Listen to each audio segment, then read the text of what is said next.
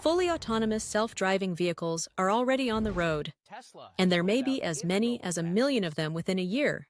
Tesla's first robo-taxis are officially on the road. First Tesla Robo-Taxi ride. Elon Musk's company launching its long-awaited self-driving taxi service in Austin, Texas, offering rides to a select group. The cost, a flat rate of $4.20 per ride. There's no driver, there's no ghost person up there. While they're technically driverless, each car still has a safety monitor, a Tesla employee riding in the passenger seat. For now, the service is limited to a handful of cars in a small area of the city.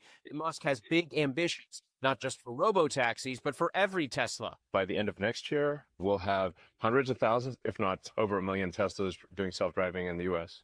Tesla calling this a precursor to the Cybercab, which the company says will go into production next year.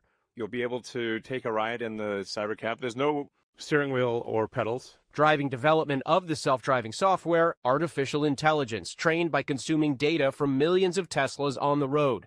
It's like living millions of lives simultaneously and seeing very unusual situations that a person in their entire lifetime would not see. Musk says the Cybercab and other Teslas could one day be rented out by their owners to make extra money.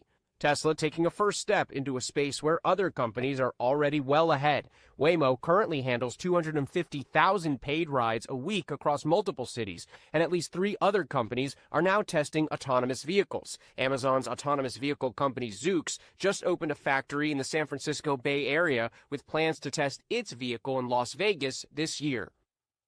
Driverless taxis face different regulations. Some states require special permits and human monitors. So I think, like we discussed extensively in the past, Tesla's taking a very different route than most of these other companies. These other companies have good solutions for small neighborhoods, certain communities. Yes, that's how Tesla's testing it first, but because Tesla built a brain that can understand the 3D world, their solution is something that can easily and rapidly be globalized, whereas a lot of these other solutions are tailor-made for each location.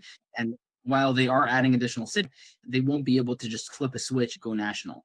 There have been some complaints, some issues, etc., but overall, the launch has been very smooth. I just read a post by somebody who took 62 of these Robo-Taxi drives and had no issues.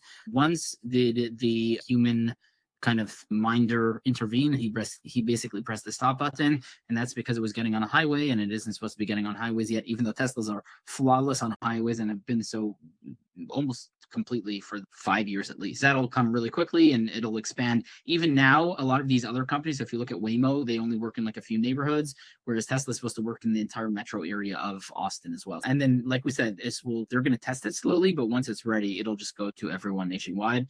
And the amount of productivity that this would increase, the amount of time that it will give us, the amount of infrastructure that can change, because we no longer need parking lots everywhere. Like, this is going to change the physical world way more than basically anybody realizes, and it is happening. And that's very exciting. Yeah, I'm excited too. And I think this is something we're already preparing another episode. It's going to be really immersing the audience in a lot of this tech and the ongoings with self-driving and full self-driving. There's another company we want to share, we were discussing earlier. There's a company called Kodiak Robotics, and it's quite interesting. Elon Musk has basically always said that he wants to view Tesla as a way to help motivate and encourage other players to also do the right thing and do the same thing, to move in that direction. What Tesla's doing that maybe some of these companies wouldn't be willing to put the investment in. I think it's interesting to see what some other players are doing, and Kodiak Robotics is definitely one that has already some real milestones. I think we take a look at this. The first truly driverless 18-wheelers are already in operation, hauling sand through the desert in West Texas with no one behind the wheel. Kodiak Robotics has achieved what the entire trucking industry thought was years away. Their autonomous trucks navigate 21-mile dirt roads, delivering sand for an energy company through dust storms and 100-degree heat. The breakthrough comes from Kodiak's AI system that can transform any truck into an autonomous vehicle in under 6 months. Unlike other companies that build complete self-driving vehicles, Kodiak retrofits customers' existing trucks with their autonomous technology. 12 cameras, 4 LiDAR sensors, and 6 radar units are integrated into modular sensor pods that replace the side view mirrors and can be swapped faster than changing a tire. Kodiak recently partnered with another autonomous driving company, Vey, to integrate remote driving technology, allowing human operators to control trucks remotely in complex low-speed scenarios like construction zones. The system works alongside Kodiak's autonomous technology, with the AI maintaining safety oversight even during remote human control. Kodiak has logged over 3 million autonomous miles and delivers freight daily for major companies like IKEA and Tyson Foods. With plans for fully driverless highway operations by late 2026, you might spot these autonomous trucks hauling freight on highways sooner than you think. What do you think? Yeah, it's a great forwards and backwards. That's an intelligent solution. Earlier, you asked me basically who will win between Tesla and these other companies. And the answer is that nobody's in a race. There is no race between Tesla and Waymo or Tesla and Zoox. The race is between Tesla, Waymo, Zoox, and this company versus every old car, every old truck that doesn't have that. So that's the thing, is the race isn't between the different solutions. Yes, there is that as a subset as well. And in that race, I think there is a clear victor. But regardless, the real race is against human drivers, because I'm sorry to say human drivers suck. We're driving, we're on our phones, we're doing so many different things. The real fight is against human drivers, because that's the danger to society and to everybody on the road is the human drivers. Yes, these automated systems will make mistakes. Sure, one of them will kill somebody. It was Uber had a self-driving company, and they actually did unfortunately kill a homeless lady in Arizona a bunch of years ago.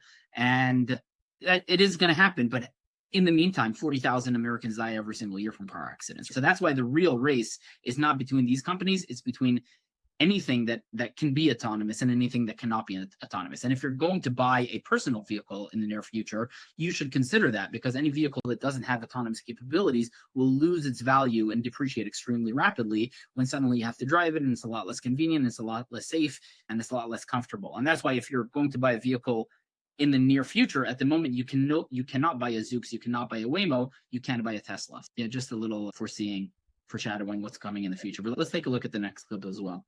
Yeah, basically what we're moving on to right now, I think as we said, we're going to cover this in great detail in the upcoming episodes. Next few episodes, we want to certainly involve more of this discussion because it is an exciting opportunity. What I like about the robotic solution where they're replacing outside mirrors and so forth on these trucks is that it allows existing equipment to be retrofitted.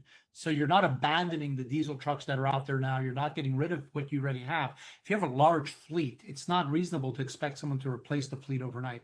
But it may be perhaps a smart way of looking at this, at being able to integrate technology into an existing fleet.